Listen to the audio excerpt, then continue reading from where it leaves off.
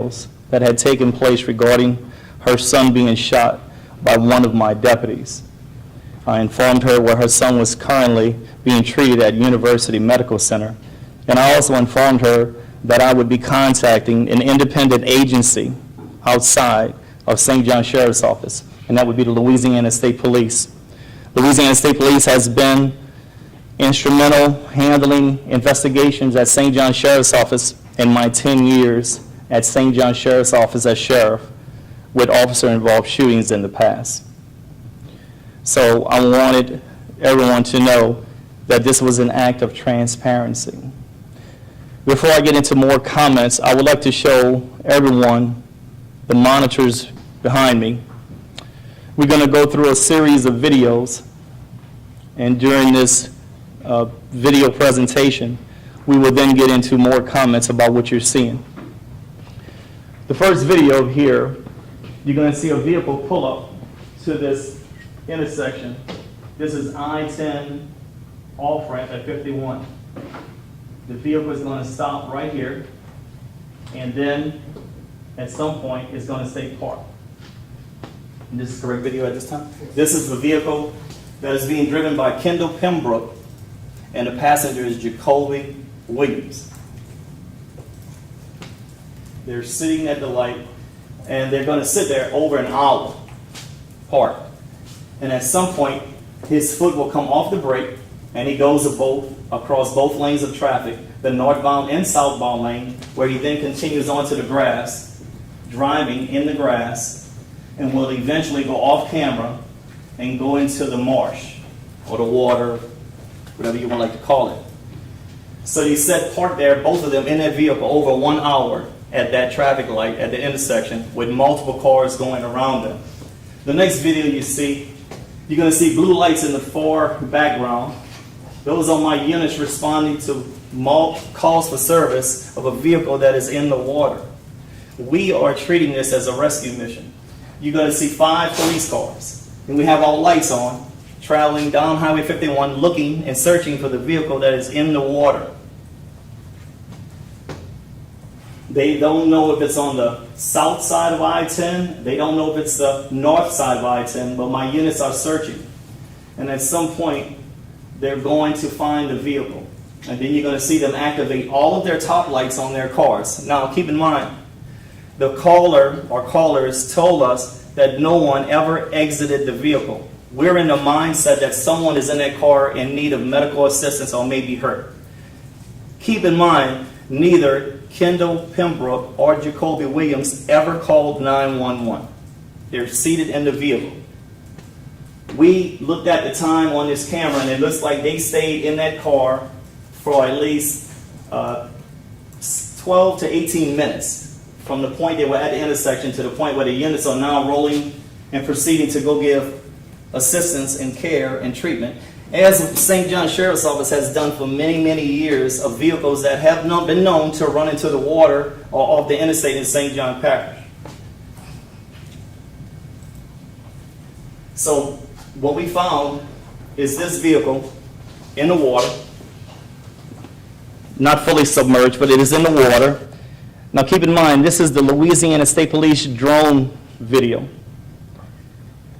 Out here, you can go there tonight if you like. It is pitch dark out here at this location. There are no lights. Officers see the vehicle in the water. They exit their vehicle, their units. They start approaching this car that's in the water. At some point, their regular shoes that they're wearing, duty shoes, are beginning to take on water. They then leave from approaching the vehicle, return to their units, and get their knee boots to make safe and stay dry to go and help us in this car. No one has exited this car yet. And as I heard someone stated earlier, no officer had drawn his weapon at this time. This is mainly a rescue operation at this point. At some point, officers go to the car, like we've done it many times, and we open the door. Jacoby Williams is seated as a front seat passenger in that vehicle. There is an assault weapon on his lap, an AK-47. Officers give loud clear verbal commands for him, do not move, and for him to put his hands up, which initially he complied for a brief moment. As the officers go up to him with the AK-47 on his lap, Officer Shaquille Garin, a 5-year veteran of St. John Sheriff's Office, grabs his arm to gain control of him. Shaquille did his best to bring him under control. Jacoby Williams resisted and snatched away from the grab of the officer and grabbed the AK-47. Officer Shaquille Garin felt that his life and the life of his fellow officers were at danger and risk of receiving great bodily harm or death. Because once that weapon was spotted, my officers drew their weapons. And when he grabbed that gun, a shot was fired and Jacoby Williams was struck. All of the officers retreated from the vehicle to get cover because there was an armed individual in the car that they knew of, that one armed individual. State police later found a second gun in that car, which was a handgun, as you can see it in the video, on the driver's seat. By the way, state police, when they were called, we did not tamper with this vehicle at all. St. John Sheriff's Office created a perimeter, made the scene safe, and maintained a perimeter and kept it under control until the state police investigators got there. After the shot was fired, both occupants of this car exited the vehicle. Jacoby Williams was stumbling. Officer Shaquille Garin went up to him and grabbed him, brought him to the pavement, to the blacktop, where my officers, as trained, began administering first aid.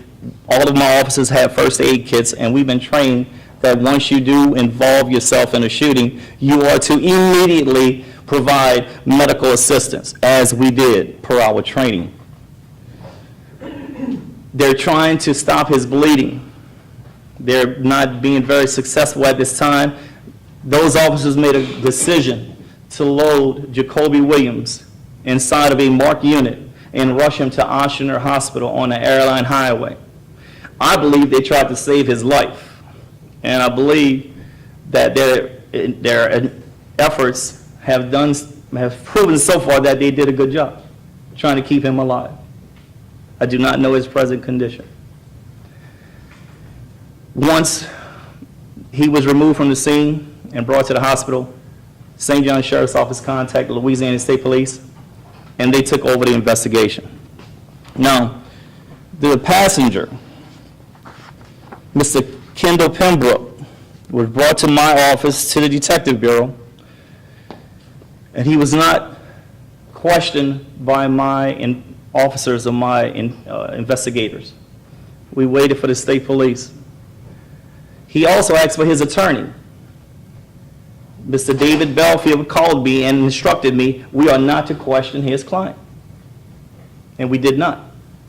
Mr. Belfield arrived at the office later, and in the presence of the state police, they questioned Mr. Kendall Pembroke. He did not say much of anything at all. But as it turns out, he has a lot to say on social media and the internet about how they called 911 and we shot them, and nobody's supposed to get called when they called 911. I have no records to indicate that neither Mr. Kendall Pembroke or Mr. Jacoby Williams ever called St. John Sheriff's Office or any other agency. And by the way, his social media posts, I would love for you to have it. He's making threats towards law enforcement. At least that's my perception. You look at it and you figure it out. He had a lot to say on the internet. Mr. Pembroke, why don't you come in and speak to the Louisiana State Police based on everything I've said today, and if anything is different than what I said today, I welcome you, I challenge you to come in and say that. Those weapons, as you see, the state police came in, the pictures you see, that was the final resting point of the weapons that were in the car. which are all in the custody of the state police at this time. So I stand here to tell you it's a tragedy of what happened. I heard bits and pieces of some type of press conference earlier from Chandrell Perlew, who is the president of the NAACP in St. John Parish.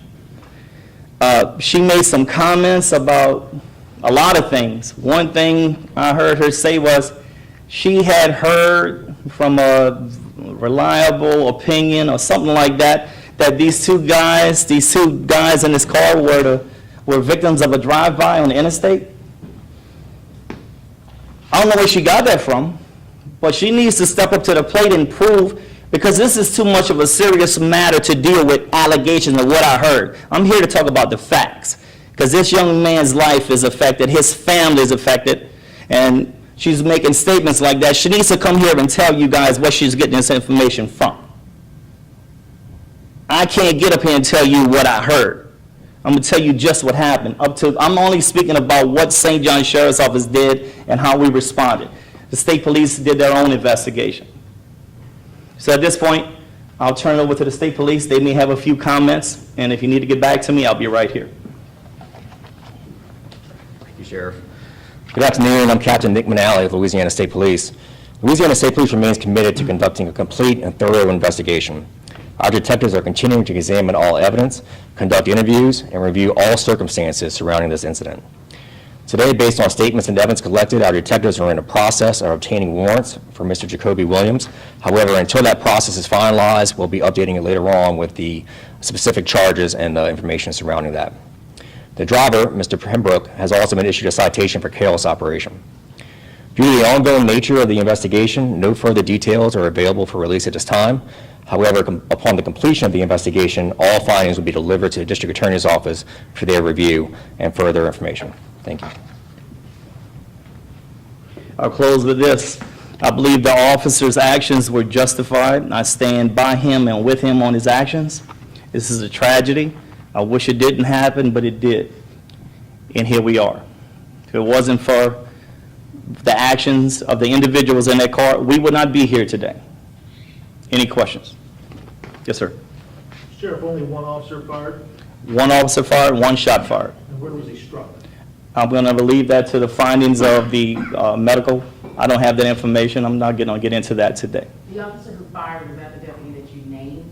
That's Shaquille Guerin. Will you all be releasing any of these photos that we'll see?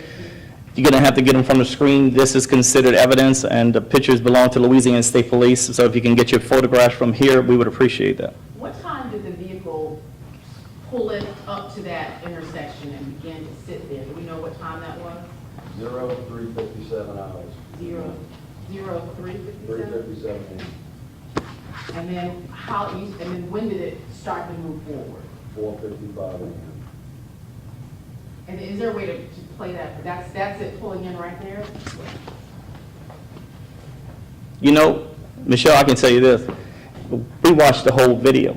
I don't know, God must have been with him for his foot not to come off that brake with all of the vehicles passing through, the 18-wheelers and everybody else. I don't know how many cars went around him. I didn't want to show y'all 1 hour worth of video, so I shortened it. But how his foot didn't come off the brake with all those other passing vehicles, that's a miracle. He goes across that median. Yes. When you go back out there, you'll see it. You will see it. It's a mini median. It's through the intersection. There's a median right here and a median right here, a little elevated median with grass on it. But he went on the other side of the on-ramp to I-55. He's on the water side of the on-ramp. That's the I-10 westbound on-ramp. Yes, ma'am. And he was coming off of the I-10 eastbound? Westbound. They're going towards Baton Rouge. Well, when he was, that street that when he came off, That what is is that? the 209 exit ramp onto Highway 51, as if he was getting off as he was coming to the bus. Sheriff, no idea why he went into the water? Mr. Pembroke is more than welcome to come back and speak to investigators. They will be waiting for him to come back and talk with his lawyer. Was any toxicology done on the driver? I will let that state police going to handle that as part of the investigation. Is the deputy who's involved, is he still on duty at this point, or He's on paid administrative leave. how long were they in submerged? So they go across, they're in the marsh. How long, how many minutes were they in that marsh before the vehicle was found? 12 to 16 minutes approximately. That's the best ballpark I can give you, 12 to 16 minutes. And nobody got out of it? I had people who actually called it in, stayed on the blacktop, and watched the vehicle the whole time until we got there. Did y'all have any indication of how long or why the car was there for such a prolonged period? Well, I guess they're waiting on us to save them. No, I mean at the traffic light. You're going to have to ask Kendall Pembroke. Do they have any record?